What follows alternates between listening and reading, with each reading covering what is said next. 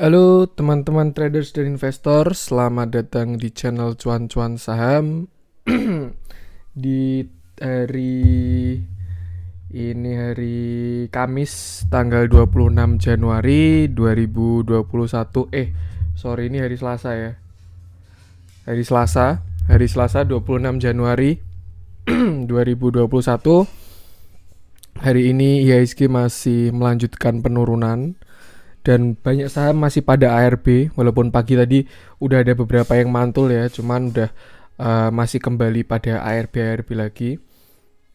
Nanti bakalan kita uh, analisa, terus juga bakalan kita apa ya bahasanya, forecast bakalan kemana sih penurunan IHSG yang terus menerus ini beserta alasannya ya, nanti di video ini. Mungkin untuk sahamnya yang dianalisa tidak beberapa, lebih ke IHSG aja, karena kita baru melihat outlook besar apakah IHSG itu bakalan turun sampai kemana gitu. Karena menurut saya ya, kalau teman-teman lihat video saya yang kemarin ya, hari ini tuh hari penentuan, karena kemarin closing tepat di EMA 20 dan harapannya sebenarnya sih IHSG mantul gitu dari EMA 20, tapi ternyata EMA 20-nya jebol.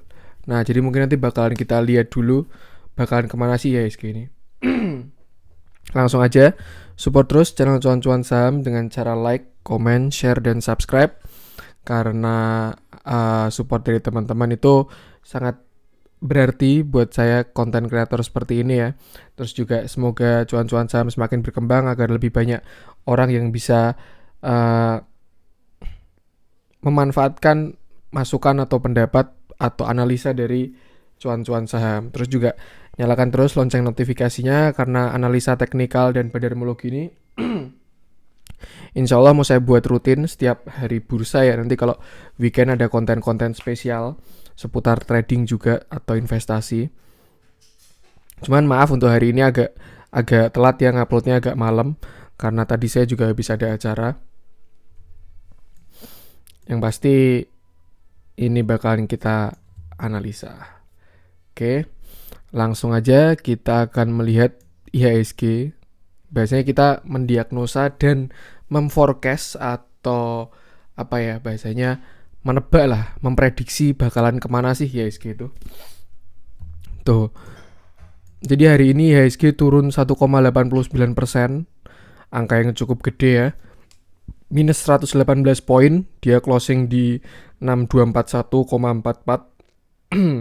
Candlenya cukup solid, shadownya ada di atas ada di bawah. Kayak kelihatan tadi waktu pasar buka tuh ada beberapa saham yang mantul, tapi ya langsung nyungsep lagi ARB lagi ya. Tuh. Dan sekarang dia berhenti tepat, bukan tepat sih, tapi low-nya ada di EMA 34. Jadi ini yang warna abu-abu ini EMA 34, dan dia tadi low-nya pas nyentuh di sana. Low-nya dia hari ini ada di 6123, sedangkan EMA 34-nya 6122. Dan teman-teman udah lihat kalau dia udah jebol dari EMA 20. Kalau misalnya teman-teman lihat apa ya, analisa saya, kunciannya IHSG itu di EMA 20 gitu. Selama dia masih di atas EMA 20, itu bakalan masih aman gitu. Karena ya artinya dia masih uptrend gitu. Walaupun ada koreksi-koreksi, tapi ya dia bakal tetap mengikuti trennya. Tapi kalau misalkan dilihat ya, sekarang dia udah jebol dari EMA 20, terus juga EMA 5-nya udah dead cross sama EMA 10-nya. Cuman ya itu EMA pendek ya. Nanti yang bahaya kalau EMA 20-nya dead cross sama EMA 50 itu udah benar-benar harus hati-hati teman-teman. Cuman kalau misalkan dilihat penurunan hari ini tuh volumenya kecil. Nih ya, dibandingkan hari-hari kemarin waktu merah-merah. Dan sebenarnya kemarin waktu merah-merah pun juga volumenya tuh kecil. Yang artinya apa? Ya diibaratkan gimana ya? Volume tuh usaha pasar gitulah. Misalkan gini, saham A gitu ya, dia ARA plus 25% gitu. Tapi ternyata yang terjual tuh cuma 1-2 lot gitu kan, bisa juga kan. Dia opening di 1000, langsung kita pakai dua akun ya. Yang satu open langsung buka di 1250 plus 25%, yang satu langsung beli di 1250, satu lot doang gitu. Nah, itu kan kayak tidak apa ya, biasanya bukan naiknya tuh bukan dengan usaha gitu loh. Jadi tidak semua orang sepakat untuk naik gitu. Artinya yaitu volume itu hal yang satu-satunya hal yang pasti bisa kita baca di chart, karena volume tuh nggak bisa menipu ya, mau apapun yang terjadi itu. Makanya ada ilmu bandarmologi, karena itu kembangan dari volume ya. Jadi setelah volume di hari itu dianalisa gitu, kemana sih pergerakan volume ini, apakah dia uh, bagus atau jelek gitu. Tapi kalau ngelihat dari volume outlook luarnya doang, nah ini hari ini volumenya kecil dengan penurunan yang tinggi. Artinya ya kalau misalkan masih pengen optimis ya masih aman juga gitu. Karena kecuali ya hari ini volumenya gede dan penurunan tinggi, dah itu menurut saya dah bahaya sih. Tapi ini volumenya bahkan tidak ada, ya sekitar seperempat dari harga rata-rata ya. Tuh. Jadi ya semoga aman lah. Dan kalau menurut saya karena sekarang dia closing di 6140, ya support terdekatnya support horizontal tuh 6000 ya, support psikologis juga itu. Kalau dan menurut saya mungkin masih bisa turun lagi sih itu sampai 6000 itu. Tapi kalau misalkan 6000 jebol nih, 6000 kan sini ya, sebenarnya udah bagus banget kemarin ngebreak yang garis hijau ini. Downtrend channel dari 2017 sudah di break, tapi dia jebol, udah break, tapi ternyata nggak kuat. Terus menurut saya masih bisa nyungsep sih besok sih.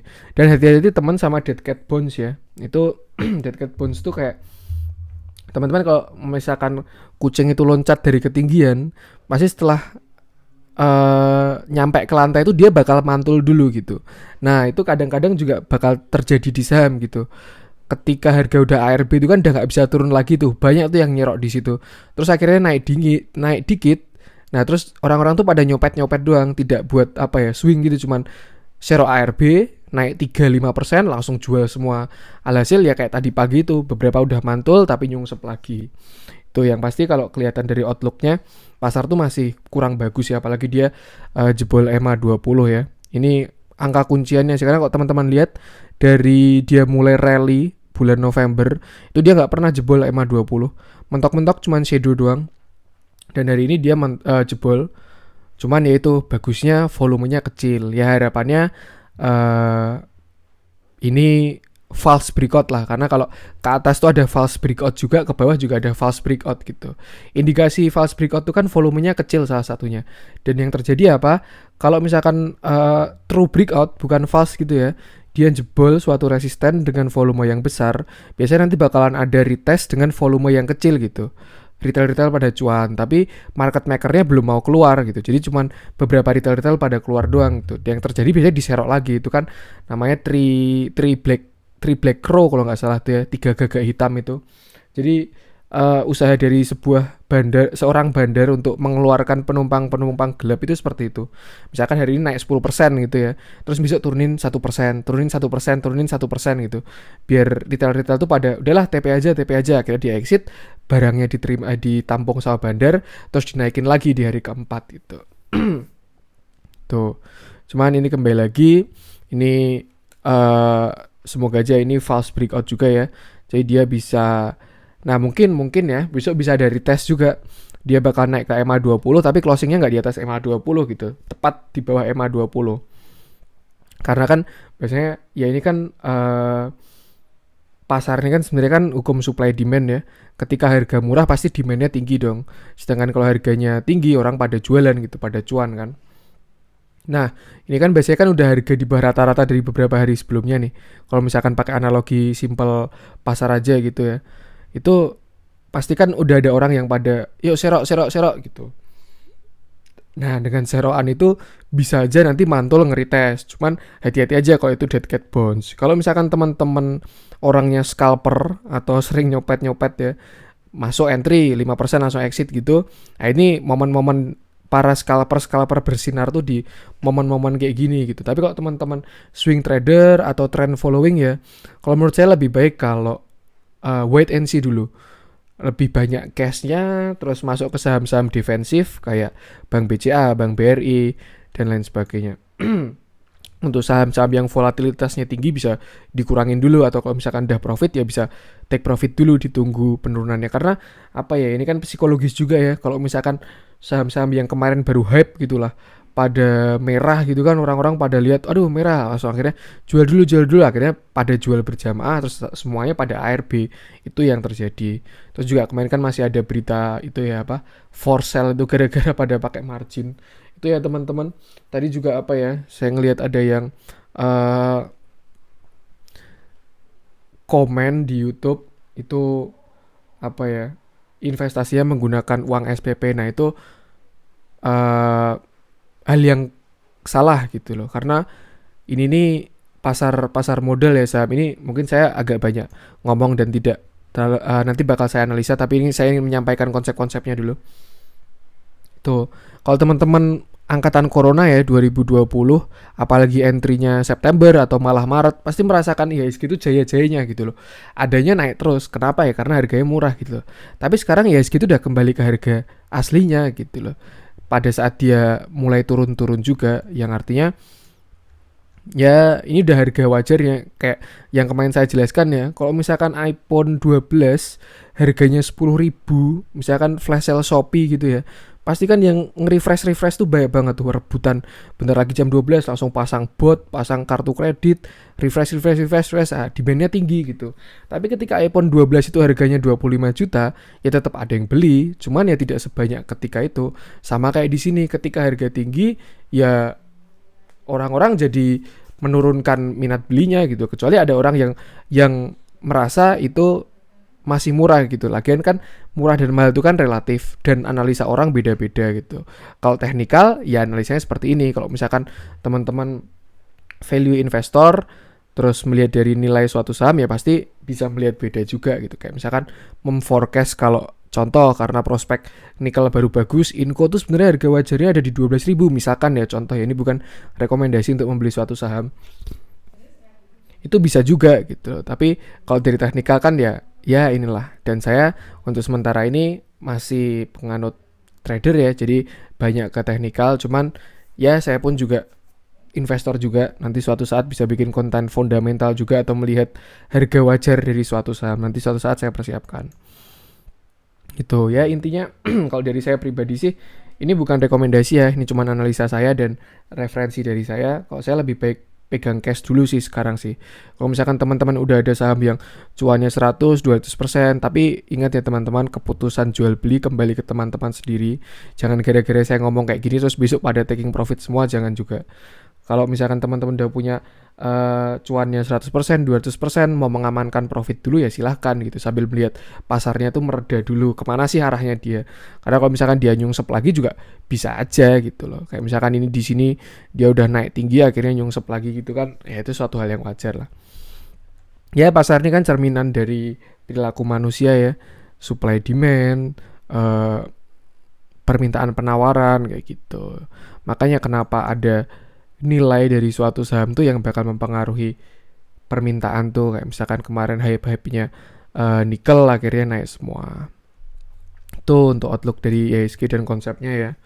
Kalau dari teknikal ya kembali lagi dia masih SMA 34 dan bakalan ada dead cat bounce, mungkin bisa kayak dia mantul gitu tapi juga volumenya kecil, kecuali mantul dengan volume gede ya.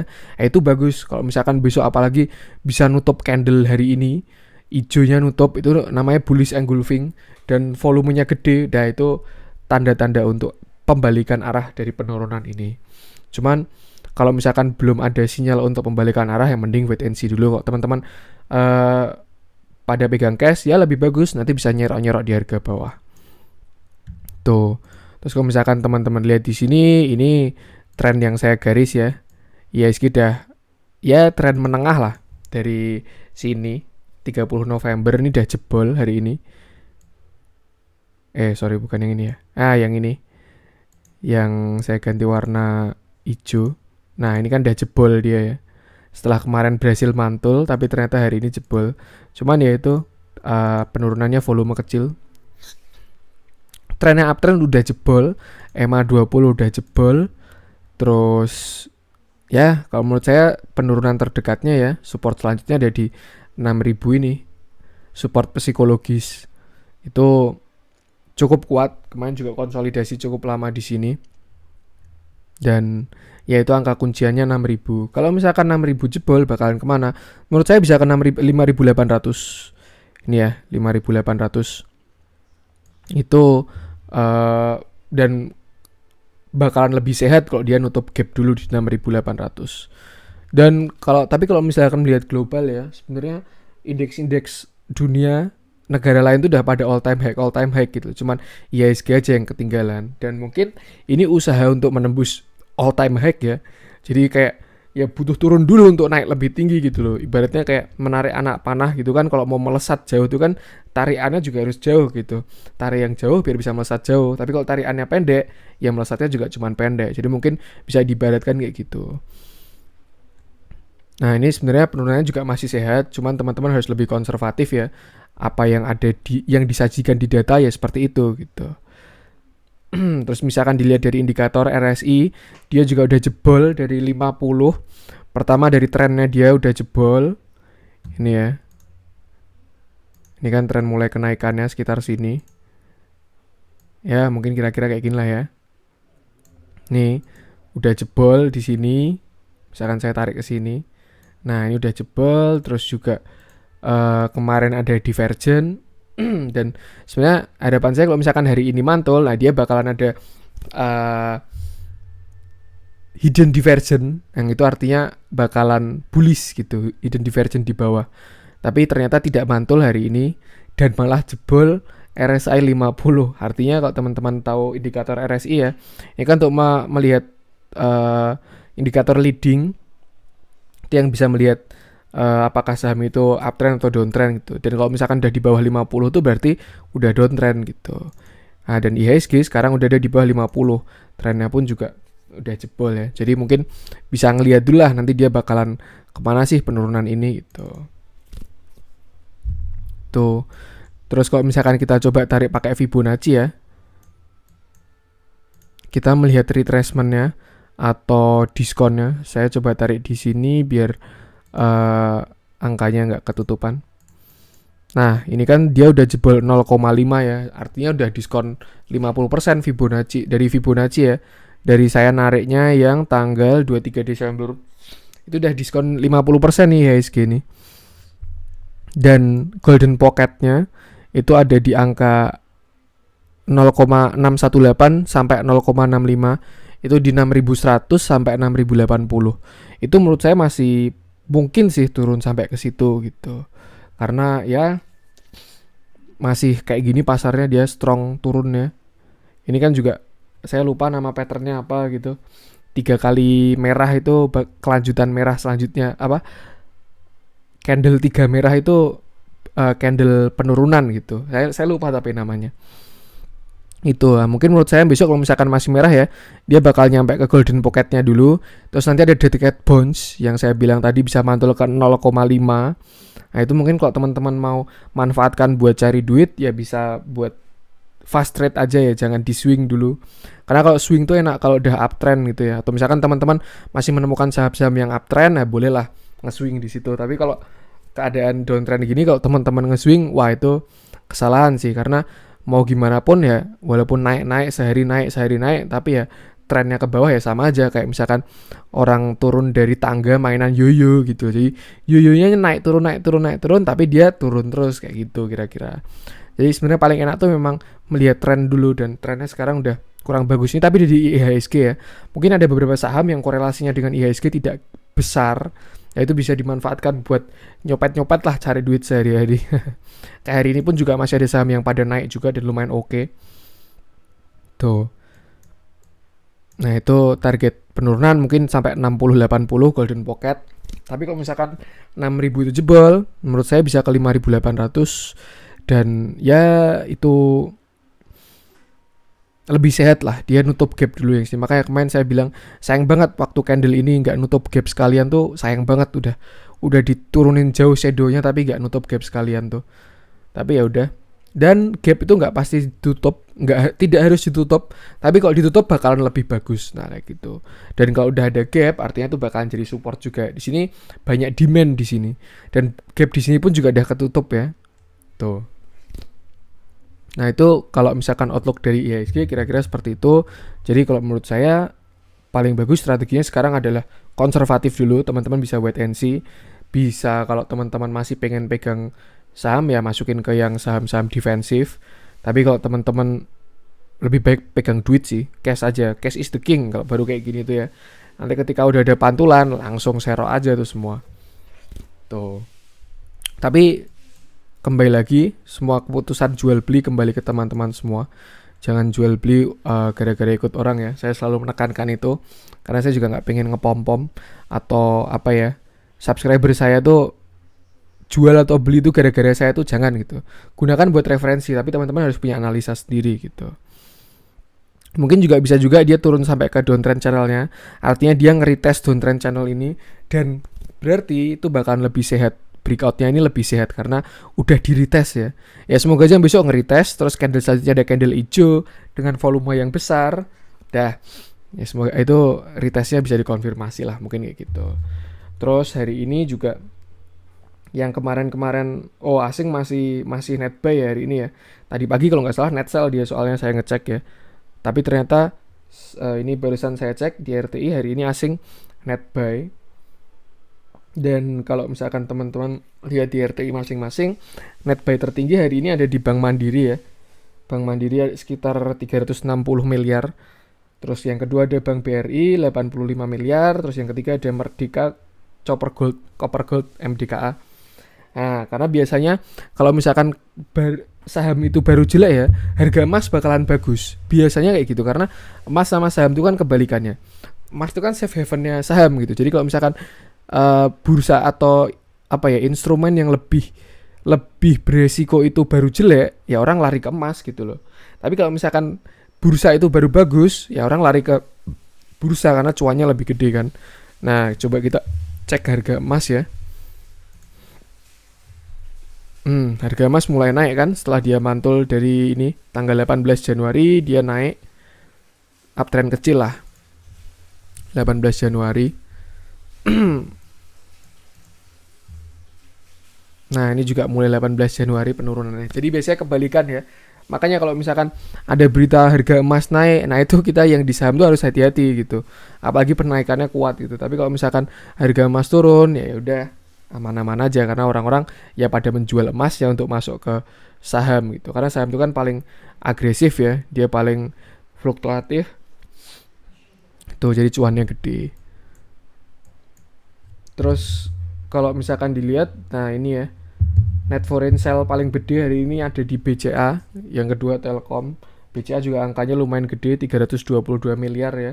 Yang artinya ya asing ikut meramaikan penurunan hari inilah dari BCA. Dan tadi pagi itu Bank BRI itu juga net sell gitu, tapi ternyata waktu closing malah net buy. Tuh, ya teman-teman bisa menyimpulkan sendirilah dari data-data yang ada itu. Cuman kalau ngelihat dari outlook lebarnya ya IHSG asing masih net buy. Jadi itu kalau menurut saya IHSG ini bisa turun ke downtrend channelnya di sekitar 6100, nge-retest kemarin breakoutnya ya. Terus kalau misalkan itu masih jebol juga bisa ke 6000, support psikologisnya ini support kuat juga. Tapi kalau misalkan masih jebol juga 5800. Jadi alangkah baiknya sekarang pegang duit dulu. Nah nanti entry-nya kapan? Kalau udah ada pantulan. Atau misalkan ngecek per saham yang kira-kira sahamnya udah mantul gitu. Nah kita mungkin analisa Bank Mandiri aja ya karena dia net buy-nya tergede hari ini. Ini dilihat ada big akumulasi juga Bank BRI. Dari ZP ini besar ya. Dia cukup signifikan, hampir 2 kali lipat daripada yang lain. 253 miliar. Ini akumulasinya besar, volumenya besar, terus dia breakout juga. Ini bagus Bank Mandiri. Cuman belum breakout ya. Dia closing di 7375, ini 7375. Pas di resisten. Cuman kalau dari outlooknya masih bagus sih Bank Mandiri ini. Tuh asing juga masih masuk terus. Masih aman lah Bank Mandiri ini. Kalau misalkan teman-teman mau, ini salah satu yang defensif ya. Tapi ingat sekali lagi keputusan jual beli kembali ke teman-teman. Tuh terus misalkan ya menurut saya lebih baik cash dulu sih. Tapi bebas juga. Ya mungkin itu dulu untuk konten yang hari ini. Semoga bisa bermanfaat. Terus selalu ingat money managementnya ya. Jadi mungkin ini bisa dilihat sebagai seleksi alam juga, yang kemarin pada merasakan euforia IHSG karena masih naik terus. Sekarang udah pada nyangkut, yang orang-orang tanpa analisa hanya mengikuti mologi tanpa analisa. Nah, itu kan yang pada PR ya. Tuh. Makanya teman-teman hati-hati kalau ada rekomendasi lebih baik dianalisa dulu. Jadi biar tidak ikut-ikutan mologi lah, apalagi mologi yang jahat ya. Tuh, misalkan mologinya sahamnya bagus, terus dia ada analisanya, terus teman-teman udah menganalisa dan oke, ya silahkan lah. Tapi kok dia apa ya, nggak masuk akal lah analisanya, teman-teman bisa bisa tahu sendiri lah. Nah, itu jadi ya bisa belajar lah dari situ. Tuh, terus juga selalu gunakan money management yang bagus gitu ya. Biasanya yang survive dari keadaan kayak gini itu yang money management yang bagus, yang dia bisa mengatur keuangannya dengan baik. Entah dia uh, kan ada tuh proporsi, misalkan kalau pasarnya baru bullish atau baru naik, 70% aset di saham, 30%-nya di deposito atau di reksadana. Tapi ketika turun, pindah ke reksadana, nanti balikin lagi, atau misalkan yang reksadana bisa buat average down kalau udah ada pantulan gitu. Ya intinya yang menyelamatkan dari kerugian tuh sebenarnya selain analisa ya, analisa tuh udah kesekian lah, tapi yang paling utama tuh adalah money managementnya. Dan money management tuh juga bukan di saham doang, tapi di kebutuhan teman-teman sehari-hari. Misalkan kayak teman-teman punya cicilan mobil misalkan 3 juta gitu, gaji teman-teman 4 juta buat sebulan, terus karena cicilannya masih lama, teman-teman masukin ke saham dulu, ternyata nyangkut. Nah itu kan yang PR kan kayak gitu ya, kayak yang pakai uang SPP, pakai uang pinjaman online, pakai uangnya itulah uang arisan, uang kelolaan. Nah itulah yang orang-orang pada greedy gitu. Jadi lebih baik ditahan, karena ya pasar saham itu, pasar modal tuh keras lah bahasanya. Nggak ada yang peduli kok teman-teman minus 50%, minus 100%. Siapa suruh masuk ke saham gitu kan. Jadi kayak teman-teman ya harus bisa apa ya, resiko yang udah diambil tuh harus ditata sendiri gitu. Oke. Itu aja untuk hari ini. Kalau misalkan ada yang kurang dari saya mohon maaf. Semangat selalu. Semoga pasar saham kita IHSG semoga membaik. Segera membaik lah. Segera mantul lah biar bisa melanjutkan uptrend dan bisa ke all time high lah. Tapi saya masih yakin IHSG ini bisa all time high di tahun ini 2021. Oke, support terus channel cuan-cuan saham dengan cara like, comment, share, dan subscribe. Terus nyalakan notifikasinya, karena analisa ini harian. Setiap hari insya Allah saya bakal menganalisa buat teman-teman. Bisa jadi masukan, referensi, tapi jangan dibuat untuk mengambil keputusan ya. Selalu saya ingatkan, keputusan pembelian kembali ke teman-teman masing-masing. Sekian dari saya, salam cuan.